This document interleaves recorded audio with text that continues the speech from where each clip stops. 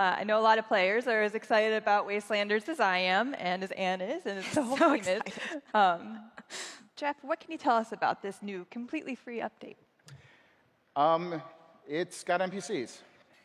No, That's it. Listen, I'm actually getting PTSD from being at the Shrine Theater and having to go on stage and talk about this. You got to start it. That's right. Yes, that's right. That's right. So, anyways, Wastelanders is again, year one was the Vault 76 players coming out, establishing economies, which you've successfully done, sometimes to our chagrin. You've done, but basically reestablishing human presence in the wasteland. And now, I guess, despite the fact that nukes fly there every day, people want to come back. So we're getting, obviously, Settlers and Raiders faction are coming back into the Wild Appalachia. There's going to be new settlements. They're going to fully infest the map. I just need to be clear. Like, we're going to put new random encounters, points of interest. There's actually sub-factions, not just those two that will be involved here. There will obviously be dialogue with all those, a whole new quest line. We want to make sure this content's also sustainable. You just can't just do a main quest and be done with it. So you're going to be seeing this presence in the game going forward. Now, this is content we're going to lean on, we think, for as long as the game is around, right? I think the #1 requested feature after launch was, where are the NPCs? We want to see humans. So they're here. It took a while to write all that story. Having played some of the early play tests, it does dramatically change just the feel of the game. Oh, yeah. From the moment you walk out of the vault and you're interacting with NPCs to going to a tavern where there's an NPC bartender, I think it changes it a lot for me. I do think we will be leaning into this, going forward with more story, even as people complete this. That kind of leads us into the next question. I mean, this is such a huge change to the game. How do you predict that the overall player experience is going to evolve with Wastelanders? I think a lot of it's going to be feel. I think the world is going to feel more alive. It's going to be more variety of encounters. It's going to be a more varied world.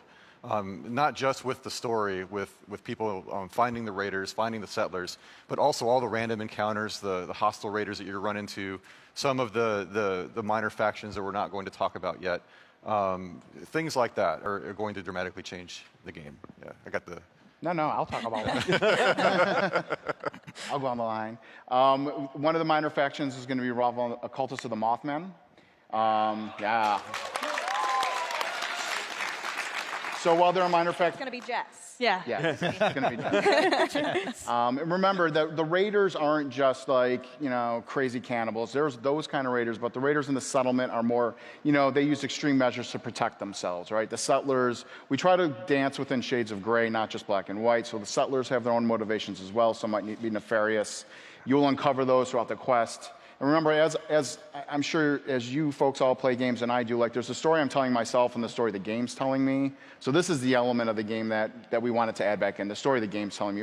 And that's there with the Overseer quest line and other things within the game. But this is really like you interacting with these NPCs, their motivations, their hopes, their fears, and influencing them, right, through dialogue and your actions. So within the dialogue trees, you will be able to go through them and using your specials, you'll be able to influence how those dialogues play out. But depending on your actions, we are putting a reputation system in, so you'll be able to align yourselves with one faction or the other, or play the middleman and play both, maybe double cross against each other. You'll be able, in fairness, you're not going to ever be locked into one or the other. You will be able to, you won't be making permanent decisions. So we're just super excited. The more and more about Wastelanders we hear, we were starting to see all the little POIs and the tiny little stories that come from these. So you can come across two raiders trying to kill a Brahmin. Do you decide to help those raiders? Do you decide to save the Brahmin? Do you decide to help the raiders, save the Brahmin, then kill them all? It's all up to you. Have fun. We already talked about how excited we are for the dialogue trees, but I think a lot of people are really curious with a game like this. How do the dialogue trees work compared to past titles? And also, how will they work with Fallout 76's perk card system? So I think as Jeff mentioned, the attributes you put in your specials will give you more choices or different choices on the dialogue trees. So a character with more perception might have some different options versus another character who's more spec for charisma or for strength even. So that's how we expect it to play. So it should be different depending upon how the special points are allocated across your character. And I can't remember your other question, so. Well, remember. Whoa, hey. Sorry, Europe. Sorry, stream. No, so remember, like, it's not just, it's also based on your actions. So you'll have dialogue choices available to you whether or not your reputation within that faction is good or bad or neutral. So the combination of those, and also remember, this isn't the Fallout 4 dialogue system. This is more like Fallout 3, where you have a list of stuff. All right. I agree. So where you have a list of things, and you'll be able to, you're not just limited to those sort of generic options, nor do the designers have to force the dialogue options for things that made no sense. So, we're, like I said, and the combination of the reputation system, the new dialogue trees, I mean, this is going to be a full-fledged RPG. We're super excited. And again, this is just the beginning of that. These are the tools we're building to create all future content as well. And with the introduction of NPCs and the factions and settlements, will we also see the return of companions? Dun, Yeah, dun, dun. yes. So, well, can we talk about it? So, one of our Where is that microphones- coming from? Oh, what's happening? There will be companions. We're still iterating exactly on the mechanics of how they're going to work, but there will be companions that you can bring back to your camp, and then they will take you on various quests, and you can do things with them that are very specialized. The key point of they're definitely companions.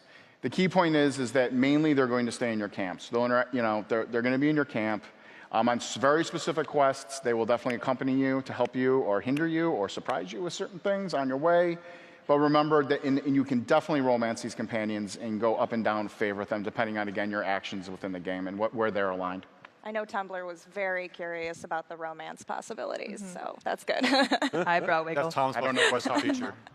Oh, yeah. I like romancing things. In video games.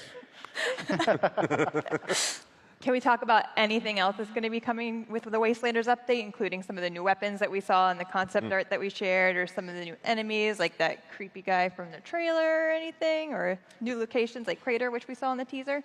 I'm excited about can I even say what the guys walking on the power armor are? It's you. It's me. I can't move. I'm going to sit like this. Yeah, just sit the whole time. Yep. So Here's actually some more concept art of weapons that we're doing. We're doing a whole new Gauss tree, like of weapons, spread of weapons. Yep. Yeah. That guy is the Wendigo Colossus, so he does have a name. And he's Huge. the creepiest thing I think we put in the game. We put some creepy shit in that game. More plasma weapons. These are floaters. They're from, if anyone remembers, the original games. They're from the original Fallouts. Yeah. More, sorry, I guess it's sort of weird. We're supposed to be talking over this, not reading from script. But this is, again, more Gauss weapons, more miniguns, the Colossus again. We're also putting, obviously you saw in the trailer, archery and bows. And while that might seem a step back from submachine guns and nukes you can shoot, we're going to put new perks behind that. And so you're going to be able to use that if you're a more stealthy character or a hunter. We're also going to allow you to maybe strap dynamite to arrows and shoot them, which I love because I grew up with Dukes of Hazzard. So yeah. Go full Hawkeye. And I'm sure a lot of people are interested to know, do you have like a time frame or a window that we can share about when we can expect to play Wastelanders? I won't. Come by the office. Oh, just kidding. People take this stuff very I know. We are shooting, like I said, for fall, we are targeting November. Okay. Can I just say how envious I am of all of you guys that you're going to be able to experience this thing as a completed product fresh this fall? Because that's like one of the few negatives of being a developer of BGS is you see it as it's being created and you don't see like the final picture. And I think as a fan, being able to just experience it as this is it. That's awesome, and I wish I could do it.